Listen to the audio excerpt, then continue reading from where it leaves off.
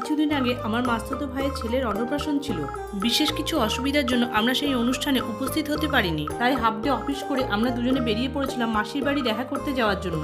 আমরা দুজনে বেরিয়ে পড়েছিলাম হরিহরপাড়া রাস্তা ধরে। যেহেতু দুপুরবেলা ছিল তাই রাস্তাঘাট দেখতে পেলাম ভালোই ফাঁকা। ফাঁকা রাস্তায় প্রকৃতির মনোমুগ্ধকর রূপ উপভোগ করতে করতে আমরা পৌঁছে গেলাম নাম না জানা এক নদী পার করার জন্য বাঁশের সাঁকোর উপরে।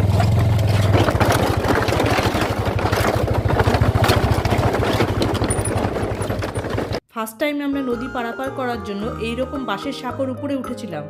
এরপর নদী পার করে রাস্তা চিনতে না পেরে আমরা চলে গিয়েছিলাম ভুল রাস্তায়। যখন আমাদের মনে হলো আমরা ভুল রাস্তায় ঢুকে পড়েছি তখন আমরা স্থানীয় লোকেদের সঙ্গে কথা বলে নিলাম। আমি শ্রীরামপুরের বেনু ভাই বলছি। স্থানীয় একজন ভদ্রলোক আমার মাস্তুতো ভাইয়ের সঙ্গে কথা বলে আমাদেরকে রাস্তা বলে দিল। আমরা সেই রাস্তা অনুযায়ী সামনের দিকে এগোতে শুরু করলাম। শহর থেকে অনেকদিন পর গ্রামের পরিবেশে এসে একের পর এক বাঁক পার হয়ে আমরা প্রায় পৌঁছে গেলাম মাসির বাড়ির পাড়ায়। প্রাণ ভরে আমরা দুজনে গ্রামের পরিবেশকে উপভোগ করেছিলাম। মাসির বাড়ি গিয়ে যার উদ্দেশ্যে আমরা এসেছি ও প্রথমেই তাকে কোলে নিয়ে নিল। এদিকে এদিকে। এটা আমার ভাইয়ের ছেলে। গত কয়েকদিন আগে এর ছিল শুভ অন্নপ্রাশন, যেখানে আমরা উপস্থিত হতে পারিনি। তাই আমরা ইভানের সঙ্গে দেখা করার জন্য মাসির বাড়ি পৌঁছে গিয়েছিলাম। ইভান, ওদিকে বিভান, এদিকে ইভান।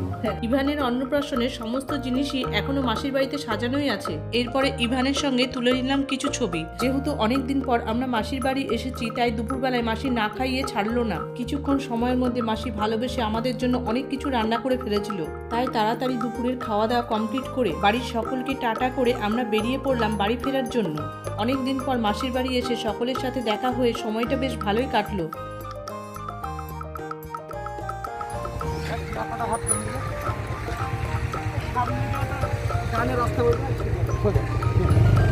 বাড়ি ফেরার সময় আবার স্থানীয় লোকেদের জিজ্ঞাসা করতে করতে আমরা পৌঁছে গেলাম আরেক বাঁশের সেতুর কাছে। এরপরে নদী পার করে আমরা কিছুক্ষণের মধ্যেই উঠে পড়লাম পাকা রাস্তায়। বাড়ি ফেরার পথে একটা ফাঁকা নার্সারি দেখে আমরা দাঁড়িয়ে পড়লাম। কিনে নিলাম কিছু সুন্দর সুন্দর গাছ।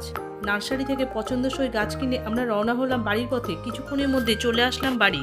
এই ভিডিওটা এখানেই শেষ করছি। ভালো লাগলে লাইক করো আর চ্যানেলে নতুন বন্ধু হলে সাপোর্ট করে পাশে থেকো। সাবস্ক্রাইব না করে কোথাও যাবে না কিন্তু। See you in the next blog. Tata.